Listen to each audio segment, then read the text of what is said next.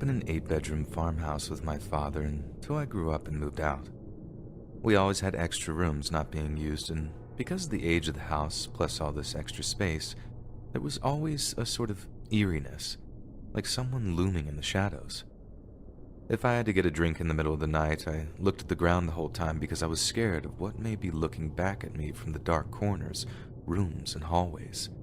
Even the windows and mirrors were avoided because I wasn't sure what I'd see looking back at me.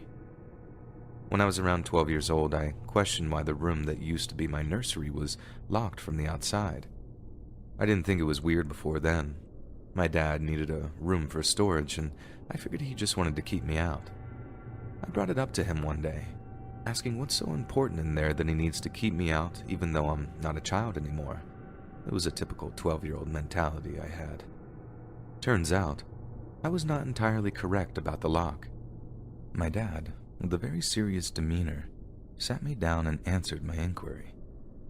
When I was a baby, around 1 to 2 years old, I slept in this nursery room on the second floor next to my dad's room. This room was painted by my sister, especially for me, with Winnie the Pooh characters and fluffy clouds, the type of thing I think back on and appreciate. The effort and creativity was so admirable. I had a photo of me smiling at Pooh Bear on the wall while we were setting it up, but I'm not the most tech-savvy to figure out how to link this photo. But anyway, I was in this nursery in my crib, again right next to my dad's room, the perfect age to be on my own. Every night, though, my dad was woken up by me sort of scream-crying. He had raised 4 children before me, so he was not making first-time parent mistakes that would otherwise be in question. He thought it was probably the switch to being in my room rather than being in his room that caused my nightly discomfort. He considered bringing my crib back into his room, but of course the nursery was all ready to go. I had just graduated. For a while, when I cried in terror, he would come in and check on me, only to find that nothing was wrong in the sense of present stressors like temperature, diaper change, hunger, or thirst. He would stay with me until I would fall back asleep or keep the lights on to make me feel safer, and then return to his room to get some actual rest. One night, after finally having enough of my distress, he decided to camp out on the floor of my nursery to see if he could figure out what was the matter, but mostly to try and sleep through the night. This is the last time anyone slept in there. I was able to doze off now that I wasn't alone. He, on the other hand, was tossing and turning on the hardwood floor, not comfortable enough to sleep. As he lay there on the floor, mulling over the situation, boom, boom, boom, he was jolted to his feet by a few massive blows to the floorboards beneath him, centered directly on his back, as if someone on the first floor had a battering ram aimed at the ceiling. His first instinct was to rush downstairs and check for intruders. He's a man of logic, brave and ready to defend his family. However, when he got down there, the lights were off. There was no one downstairs. Front door locked, windows locked, no sign of forced entry.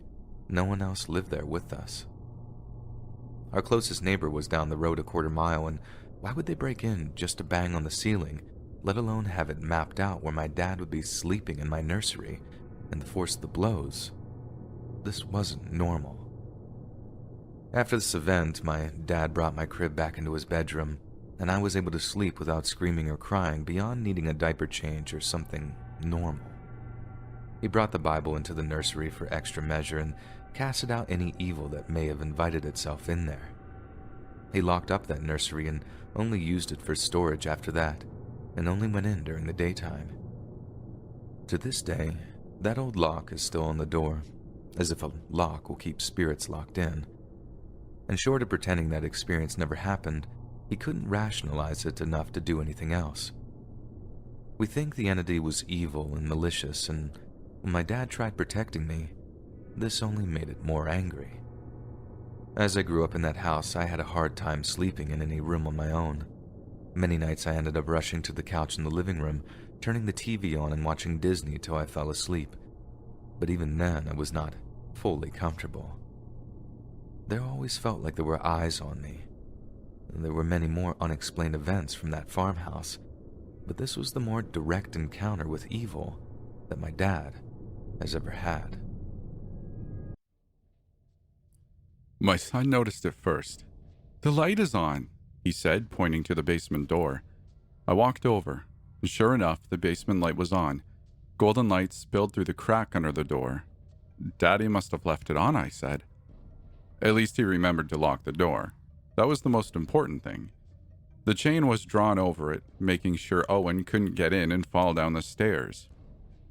"I'll go turn it off," I said, stepping towards the door. The light turned off. I stopped in my tracks, my brain not fully processing the implication. Then it burst into my head and I froze, every hair standing on end. Someone turned off the light. Someone's down there. "John, is that you?" I called. Silence. "John?" I shouted. Footsteps thumped the stairs overhead. John appeared, poking his head over the banister, looking down on us. "What do you need?" I think someone's in the basement," I whispered. "What? Why?" As if to answer his question, the light turned on. "Someone's turning the light on and off." He joined me in the front of the door. We both watched the light, and after about 30 seconds it turned off. Then, just a few seconds later, it turned back on. Probably just a faulty connection. He walked towards the door, confidently, and reached for the chain. "John, no!" "What? You really think someone's down there?" He laughed. "We live in one of the safest towns in the country, Kate. Not like we're going to have some burglar sitting down there messing with our lights at 6 p.m. "Anything can happen, anywhere," I muttered.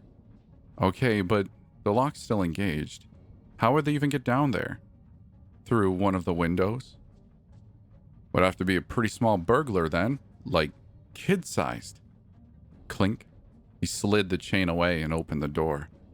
"Wish me luck." As soon as he stepped in, the light turned off. Unperturbed, John reached into his pocket and pulled out his phone. With a few taps, the flashlight came on. White light filled the stairwell, then descended as John walked down the stairs. I listened to his footsteps fade. "Dada's in the basement," Owen said with a grin. "Want to go in the basement too?" No, I said, blocking his path, keeping my eyes on the door. "Stay here." The seconds ticked by. I waited for John's voice to come up, but only silence followed. Then the lights turned on and off. On, off, on, off, flashing across the stairwell. Then finally, it turned off. "John?" Glancing back at Owen, I walked up to the door and peered down. Pitch darkness. Not even the light from John's flashlight. I reached out and flicked the light switch. It didn't work. "John, are you okay?" A pause. Then his voice, weakly calling up from some place unseen in the basement. "Lock the door." "John? Lock the door. Oh God. Oh God." Owen's footsteps sounded behind me. I quickly stepped out, slammed the door shut, pulled the chain across it. Then I grabbed my phone and dialed 911. But something in my heart told me I'd never see John again. When the police came, they ran down and searched the basement, but they didn't find John or anyone else. The place was empty. All they found was his phone, face down on the cement. I cried all night. Days went by. Owen asked for his daddy. It was heartbreaking. But as it turns out, I was wrong about never seeing John again. A week from the incident, after Owen went to sleep, I heard a strange thump coming from the basement. I didn't dare unlock the door. Instead, I went outside into the cold night, armed with mace and a flashlight. I crouched in the wet grass next to one of the windows. Then I peered inside. A figure moved in the darkness, among the boxes and stacks of junk.